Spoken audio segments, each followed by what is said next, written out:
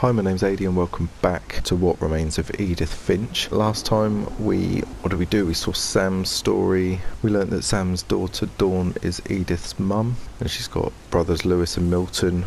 We're just about to go through the window to find out what happened with Milton, so I'm probably just going to get straight into this episode. She says there's a lot of paintings in here, that's all that was left. I think Edie was happy to finally have another painter in the family.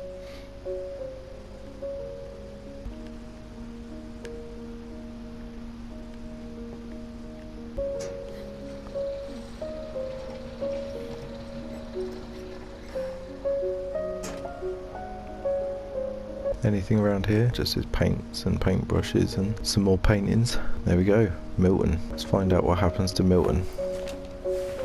Milton Finch in The Magic Paintbrush.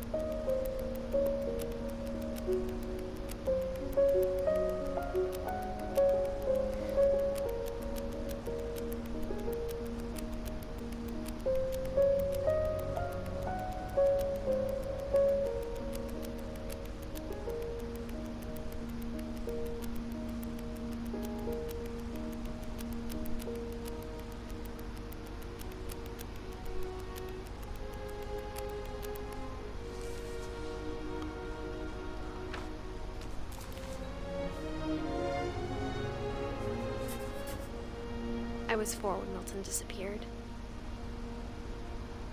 That's quite interesting because downstairs there is a painting of a door. Alright, let's go back down. Mom spent months searching for my brother. Then she sealed the doors.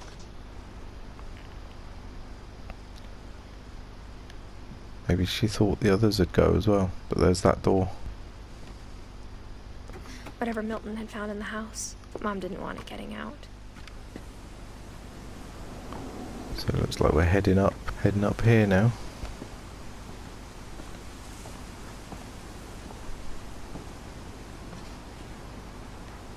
Mom definitely blamed Edie, but I think Lewis blamed himself.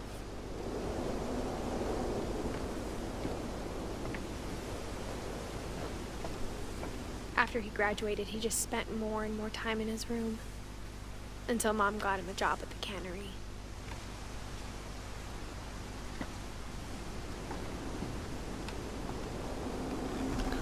Lewis's room. Everyone always told me to stay out of Lewis's room, except Lewis.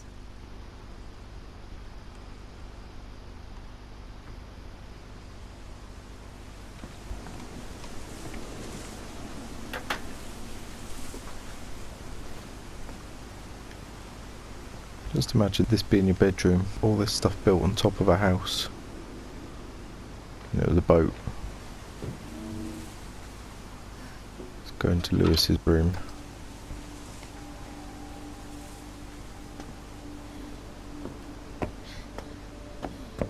Lewis's room smelled very, very familiar.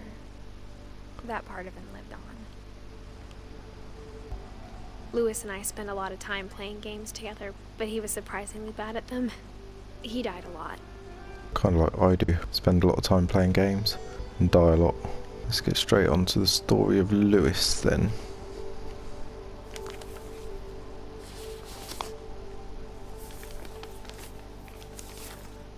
Dear Mrs. Finch, as Lewis's psychiatrist, I can understand your desire for an explanation. As I see it, the trouble began in January, shortly after we convinced your son to seek treatment for substance abuse. Newly sober, I believe Lewis first noticed the monotony of his daily life.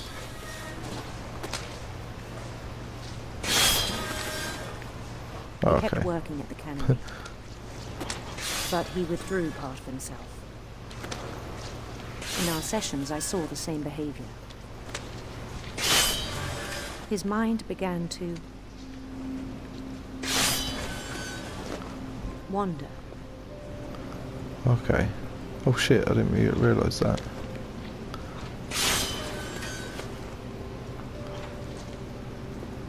So it's starting to walk around like a room. Yeah, this I can't do two things at once. I asked him to describe it. He said he started small, imagining a labyrinth. He'd feel his way about.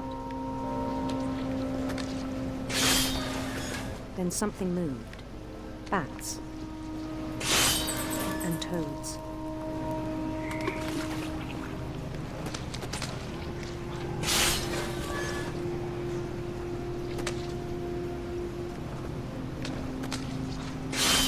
And things that have not names.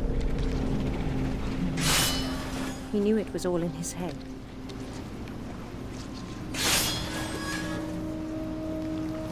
But he took it very seriously. I had hoped he'd find himself.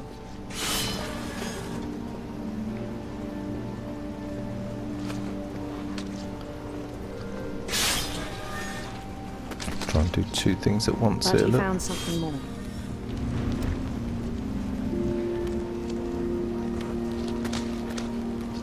I worried about him then. Daydreaming at the cannery. Yeah, he could chop his hand off, wouldn't he? I spoke with his boss. But he said Lewis had become a model employee. Methodical, tireless, focused. Like a whole new Lewis. So I let him go on.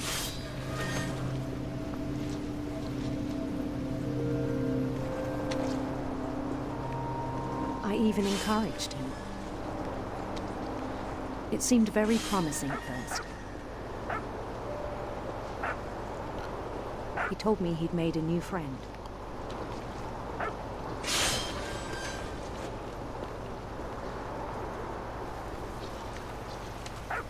On the edge of a city he named Lewis Topia.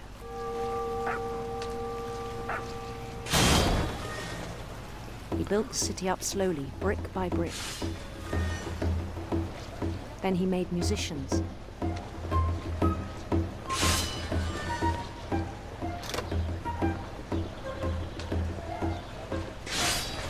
And songs for them to play.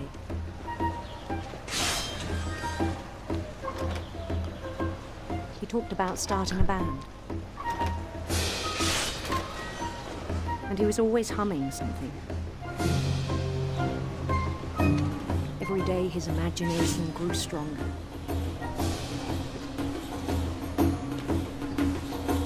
He no longer spoke at the cannery.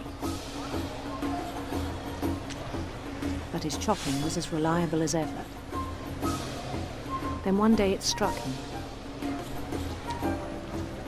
that all the cheering crowds, even the stones under his feet, were all in his imagination. So he could do whatever he wished.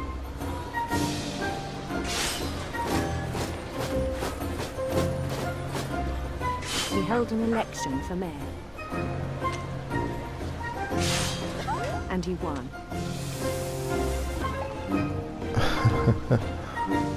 They begged him to stay, but his mind was already wandering.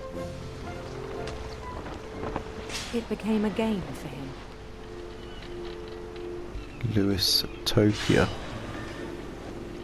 He'd conquer a city, then immediately push on. New Louisville.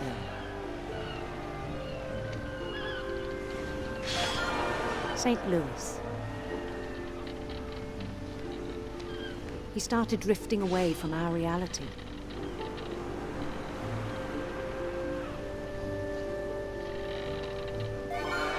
Minneapolis, until one day he forgot to go home from the cannery. Even as his mother pleaded with him, part of Lewis kept sailing on.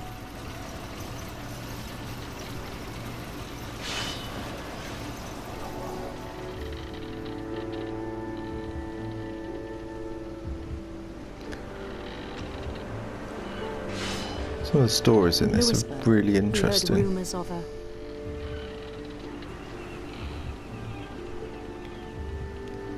beautiful prince.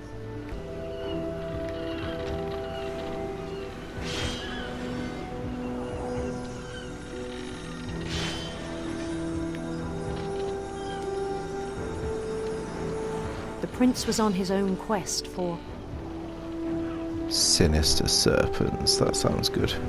sinister serpents.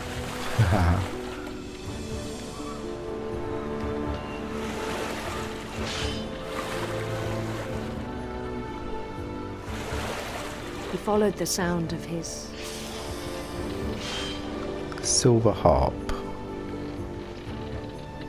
silver harp.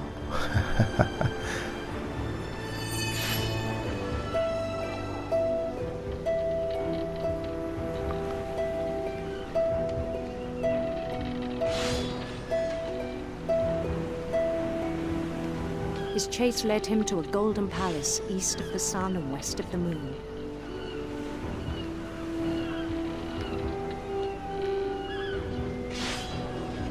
Even then, his logic remained sound.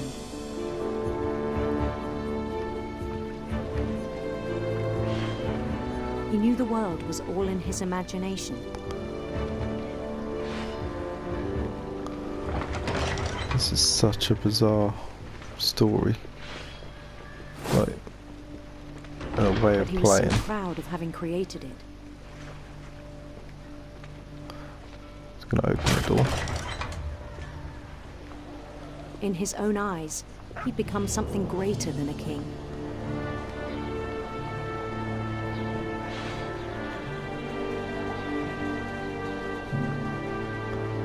For someone who'd never known success in the real world, I think it was overwhelming. And then it struck him that the real Lewis was not the one chopping salmon, but the one climbing the steps of a golden palace.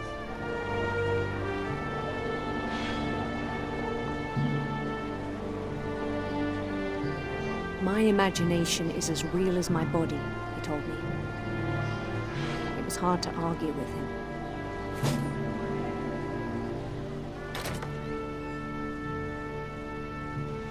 What is this gonna lead us to? He began to forget the world we know.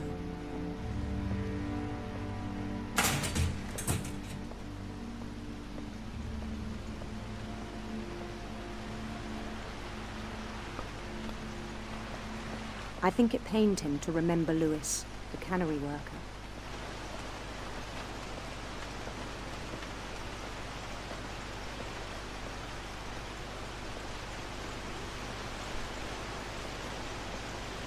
He began to despise the man with a royal contempt.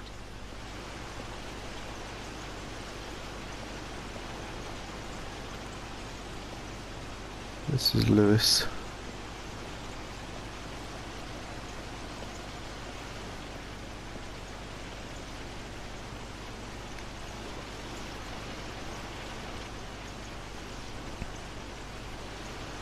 This is I bizarre. still thought I could save him.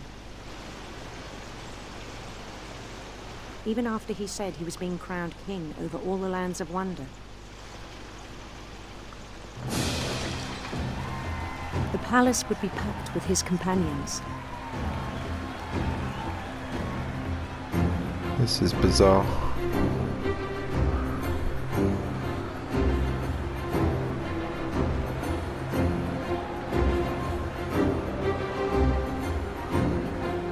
Including the wise Calico who'd insisted on advising him.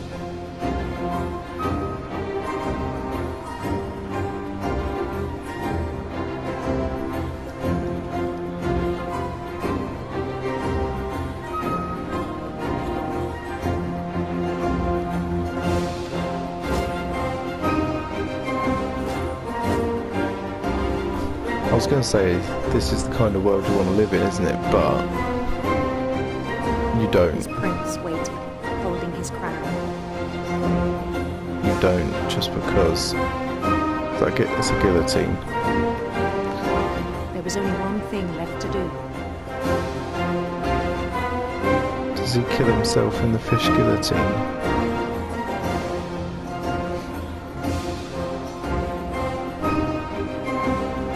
Then down his head.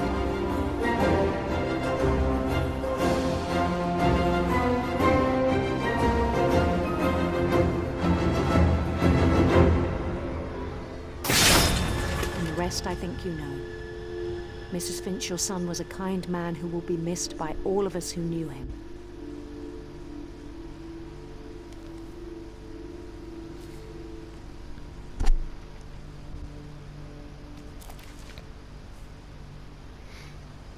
My brother was really cool. I wish you could have met him.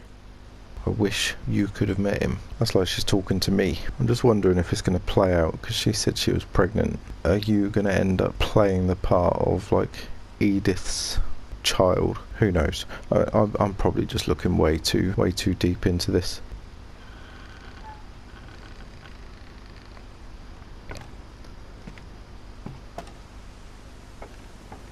On the way back from Lewis's funeral, my mom told me to start packing.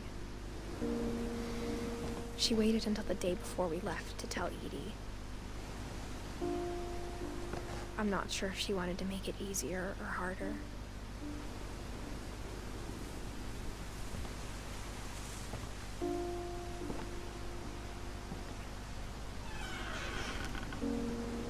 I wish we'd stayed.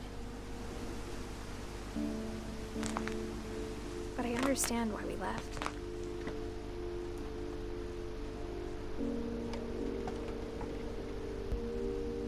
My mom ended up leaving everything behind. Is it just to get away from all the death in the family? That's my guess at the moment.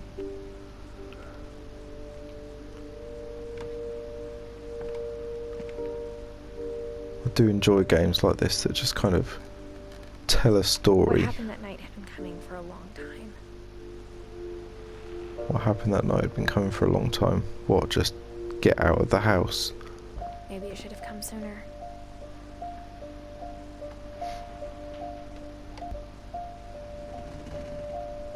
Is it Edith's room? But it had to end one way or another. All that's left now is to tell you about that last night.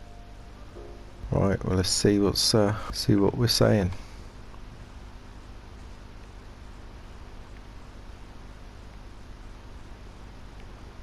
Looks like there's little bits of everybody's story here. She had the kite on the way up here. I'm probably missing a load of stuff. That's the house. That's Calvin's helmet, I believe. Yeah, it looks like. Let's find out what's going on. Edith, let us know.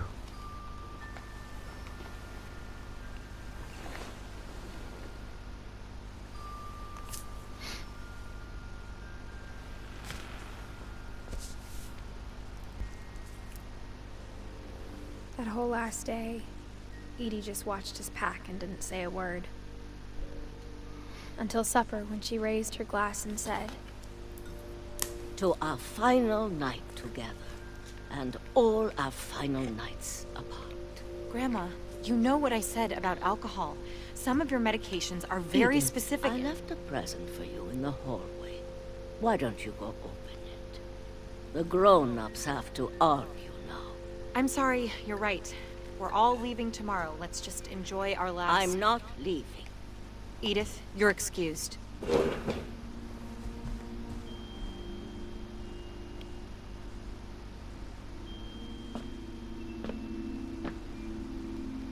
the power had been shut off that morning, but Edie always had plenty of candles. When my mom sealed the library, I don't think she knew about the other entrance. Or that Edie had a key to it.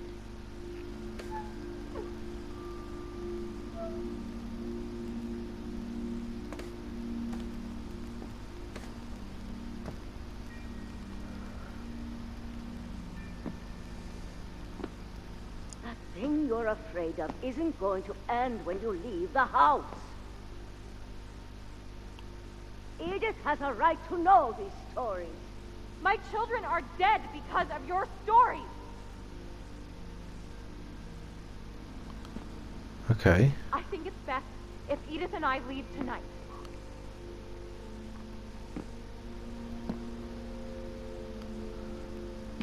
Children are dead because of your stories. We'll have the nursing home send a van for you in the morning.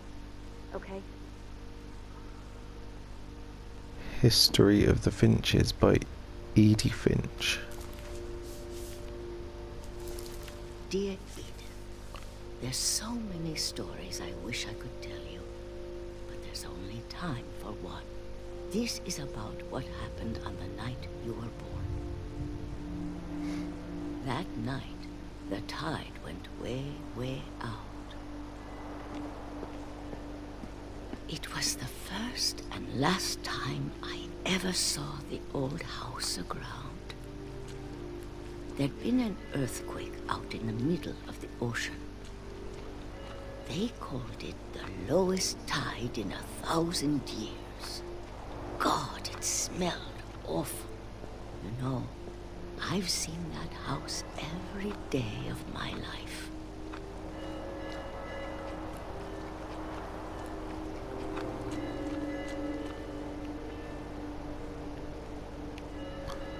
So going to the original house. Go back to it. When the fog rolled in, I lost my way.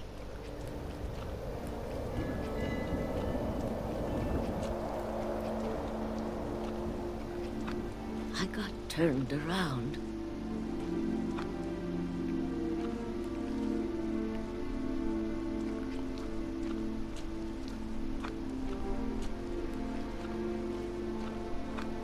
I started seeing things.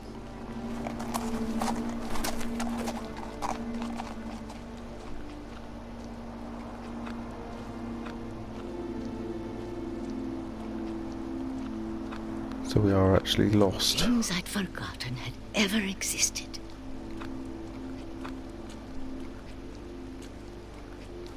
But when I saw them, they felt like old friends.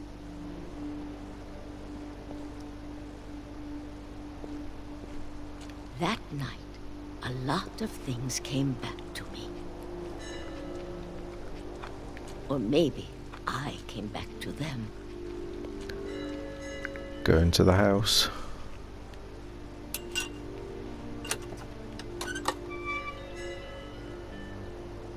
Things I can't explain, but that I need you to try and... Edith, what are you doing in here? It's mine. Edith! Mom, you're gonna rip it! Let go! I kicked and screamed, but Mom dragged me to the car. I never saw Great Grandma Edie again. The next morning, the band came to pick her up, but she was already gone. After that, we moved around a lot.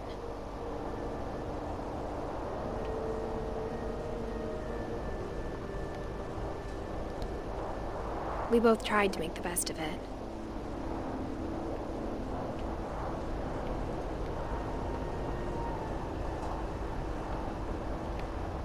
A few years went by.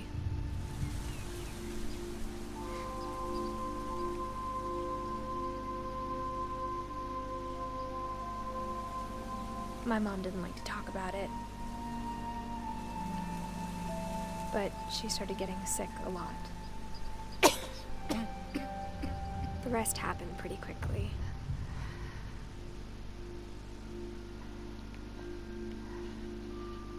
She got better for a while, and then she didn't.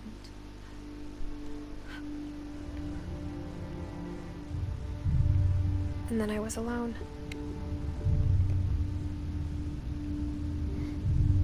The last Finch left alive.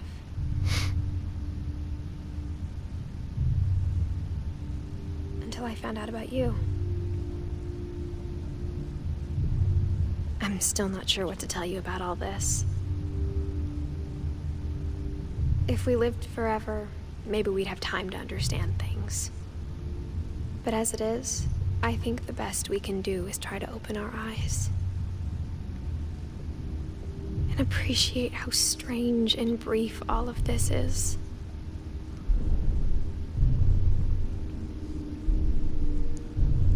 This journal was supposed to be for you.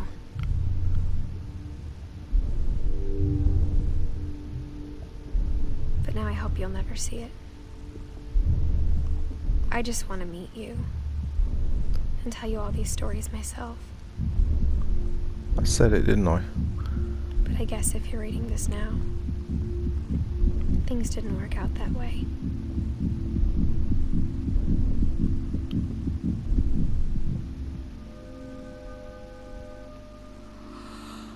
This is where your story begins. I'm sorry I won't be there to see it. It's a lot to ask, but I don't want you to be sad that I'm gone. I want you to be amazed that any of us ever had a chance to be here at all. Good luck.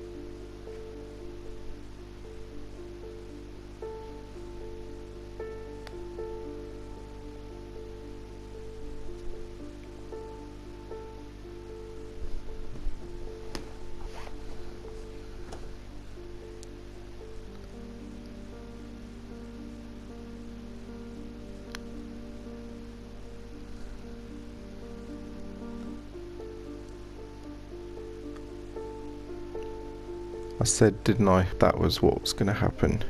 You were going to be Edith's baby, or you were seeing it from the perspective of Edith's baby, because she went back to find out what happened. She wrote the story. She went back to go through and find out what happened, just to be able to tell you what happened.